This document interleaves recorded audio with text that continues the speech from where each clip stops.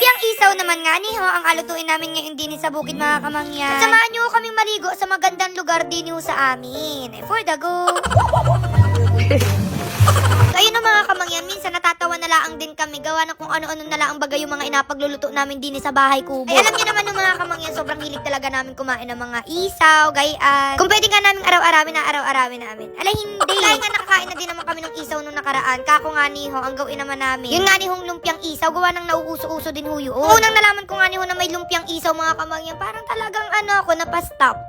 Gawa ng syempre, kakaiba siya. Gawa ng kadalasan man din ho kapag mga lumpia ay mga lumpiang toge, lumpiang Shanghai. Pero lumpiang isaw, parang ngayon lang ako nakarinig. Parang wait lang, gisingin niyo ako. Ala, sobrang OA. Bali yan nga niyo yung pinakang maasikaso diyan mga kamangyan, yung paglilinis. Kasi syempre may mga kailangan talaga dyan tanggalin ng mga pagkain pa, yung mga kinain ng manok. Sa tunay natagal talaga ng ilang oras, I think 365 hours. Ala, sobrang tagal. Yan talaga yung mangalay sa likod, sa kamay, sa bato. Kaya hindi na ako nagalinis dyan. Ala, sabi ko sila na lang yung maglinis, ako na lang magaluto. Uy, katapos nga niyo matanggal yung mga kailangan tanggalin diyan mga kamangyan, ay di ayan nga niyo at nilamas ko naman aray sa suka at asin. Para mawala yung mga lansa-lansa at mas malinisan ho arin ng sobra-sobra. Parang sa sobrang linis nito, I think wala na tong lasa. At after ho ng mga kamangyan, ayan nga niyo at binanlawan ko naman din yan ng bonggang-bongga. Grabe, sa mga inapagagawa namin din, parang napalaba ako ng wala sa oras. Medyo marami-rami ho arin mga kamangyan, 7 kilo tapos 80 pesos ho ang 1 kilo. Ngayon ho, na hindi pa siya luto, mukha talaga siyang marami. Pero mamaya kapag napakuluan na yan, syempre magalukot-lukot na yan, magamukha ng kaunti. Kaya sakto lang din ho ang 7 kilo. Pagkatapos ko nga niyo malinisan yan mga kamangyan, nilagay ko lang ho din sa malaking tulyasi, tapos naglagay ako ng mga pampalasang bawang, sibuyas, luya, asin, paminta, at saka ho dahon ng laurel. Wala na ho pala akong nilagay diyan ng mga tubig-tubig mga kamangyan, gawa ng maya-maya naman ho ay magatubig na yan ang kanya. At maya-maya nga niyo pala mga kamangyan, nung gaya na yung itsura niya, pinakuha ko na kay Kuya Bunji para ho mapalamig na yan diyan, gawa ng syempre yan ay agupit-gupitin pa ng very very light. So medyo maasikaso talaga, suko na ako. Hala, sobrang OA. Pwede naman huwag na rin gupitin mga kamangyan, pero dahil nga choice namin na pahirapan yung sarili namin, sige ito na, I think sa dinner na lang kami makakakain. Hindi, pero ayun nga, mas maganda ho kasi ari kapag ginupit-gupit. Yung iba ho ang inagawa, as in talagang sobrang liliit. Yung parang nabanggang kasing size ng sopa. Ay ayoko naman ho ng gayong, gusto ko ay medyo mahaba-haba ng konti. Alam mo, mahaba ng konti. Kako ay yung mga kasing haba naman ng lumpia, mismo na agawin. Para mamaya kapag kinain ho, ay di madali-dali, magandang tingnan. At kailangan din ho palang lutuin ulit yan mga kamangyan bago ilagay mismo doon sa lumpia wrapper. Para ho mamaya kapag aprituhin na natin yung pinakang lumpia, ay di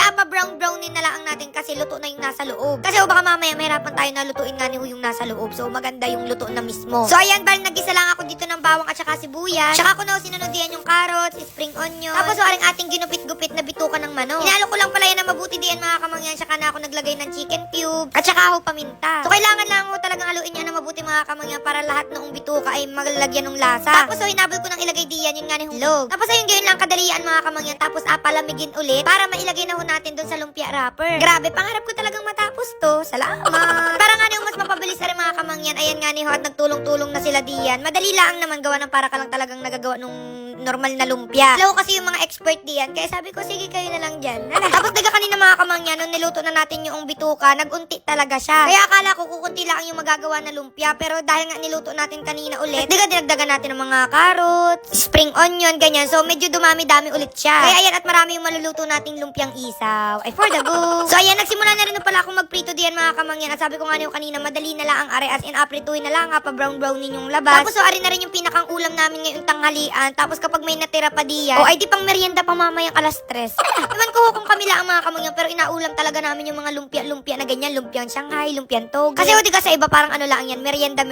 Ay, sana all rich kid. Mga oras na hong are mga kamangyan, talagang naku-curious na kami kung anong nga yung magiging lasa na regawa ng syempre. First time lang ako namin makapagluto, first time lang namin makakatikim, at medyo kakaiba din talaga yung luto niya. Syempre nasanay kami na yung isaw nasa stick-stick. Tapos ngayon nakainin namin, tapos nasa loob ng lumpia wrapper. Salamat! And after ilang minutes nga niyo pala mga kamangyan, sa wakas ay naluto na rin ating lumpiang isaw. At dahil nga niyo okay naman na rin mga kamangyan, abay, alam nyo na ho, kumuha na ho kayo ng bahaw diyan. At kami ho, isabayan nyo ng kumain din for the go. Ayun na nga niyo mga kamangyan, dahil nga niyo kanina pa kami takam na takam diyan. Grabe, promise, hindi talaga namin in-expect yung lasa, sobrang sarap. Ala, buhat bang ko. Pero tunay, sobrang sarap niya ho talaga, lalo na syempre yung una, crunchy-crunchy, ang crispy. Tapos biglang ang lambot doon sa loob. So parang perfect talaga silang dalawa. Ala, dahil nga niyo niluto pa natin yung isaw mga kamangyan, grabe, sobrang linamnam niya talaga. Samahan mo pa na may suka, ganyan. Ay, talaga mapaparami yung kain. Hindi na lang talaga ito pang merienda, pang ulam na talaga. talaga. Sabi ko nga ni ho, perfect din sa mga handaan, kapag may mga outing kayo, may bisita kayo diyan sa inyo. At kung napapaisip kayo magnegosyo, pwede din, basta balatuhan nyo ako. Ala, legit, sobrang nasarapan talaga kami diyan mga kamangyan. Parang gusto namin kumuha ng ginsito. Ala, hindi magiinuman. Kailangan lang din talaga kapag magaluto kayo ng garne, edi medyo marami-rami kayo diyan para syempre may katulong, mabilis matapos. Pero kung kunti lang naman yung alutuin, edi kahit ikaw na lamang, mag-isa ka dyan. Ala, so ayun, basta sobrang sarap na rin mga kamangyan, kaya kung hindi nyo pa natatry na ko, ay itry nyo na rin ho. Ay, for the go. At fast forward nga pala mga kamangyan, ay nga pala yung time na papuntahan ho kami sa Bako, din ho sa amin sa Oriental Mindoro. Kasi ho, parang napapaibig na naman kami na maligo. Ala, bali din nga pala kami nagpunta sa Tampisaw mga kamangyan, at grabe, sobrang ganda talaga din. Dati pa ho talaga namin ay gustong puntahan. Kaya ho, nung nagkaroon kami ng time, naku talaga namang for the go. Tapos ayan, sobrang nakakatuwa mga kamangyan, sinalubong kami dyan ni Ma'am Sherry. Siya ho yung owner nung Tampisaw, sila ho nung kanyang mister. At grabe, super babait nila as in. Bali din nga pala kami mag-overnight mga kamangyan, at tingnan nyo naman yung atulugan namin, sobrang nakaka-chill. So meron pang couple, meron pang buong family. Eh, sobrang tuwan-tuwa talaga kami din mga kamangyan, gawa ng alam nyo naman kapag nag-outing-outing kami, as in buong family kami. Tapos meron sila ditong yung parang isang buong bahay, na as in perfect talaga para makapag-banding kayo ng bonggang-bongga. Bali one night lang pala kami dito mga kamangyan, at sabi ko nga ni ho, kung alam ko lang ang naggarne kaganda, baka pwedeng 5 days kami. Tapos ang pinaka nagustuhan ko pa din mga kamangyan, dahil nga yung tubig ay galing doon sa ilog. Talagang fresh na fresh siya, walang chlorine. At ang sarap niya talagang liguan, ang sarap baga nung dampi sa iyong balat. Ala, sobrang arte. So ayan, ito yung katabing ilog mga kamangyan. Pwede din dito magligo-ligo, magmuni-muni, tapos kausapin mo yung mga member ng Encantadia.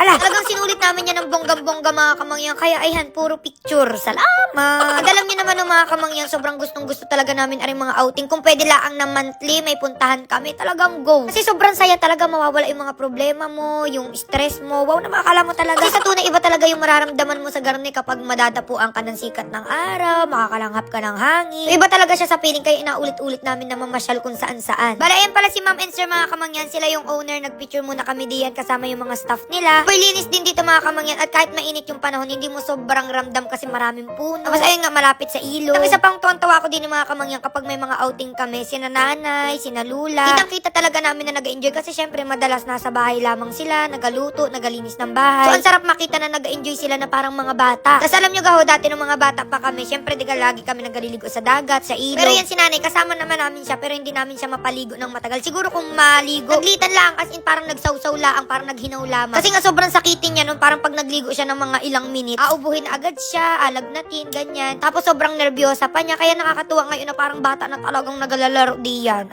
So ayan, asahan nyo na talaga mga kamangyan na mapapadalas yung mga pagliligo namin sa garne, yung mga outing-outing. Kasi maliban sa pagluluto sa bahay kubo, sa bukid, yan na rin ho talaga yung pinakang banding namin. Yung mamasyal, maligo. Super worth it nun mga kamangyan kasi talagang nagkakaroon kayo ng maraming memories. Kaya kayo kapag may time kayo, ayan, makipag-banding din kayo sa family ninyo, sa friends ninyo. Maniwala kayo sa akin, ang sarap talagang balik-balikan nun. Ay, for the go. So, ayun na mga kamangyan, mamili pa rin ako ng bibigyan ng gift. Basta i-follow nyo ng ating page at i-share yung video. O, share hanggang dito na lang ang ating video at kami mag-enjoy pa din. Bye-bye, love you. Uy!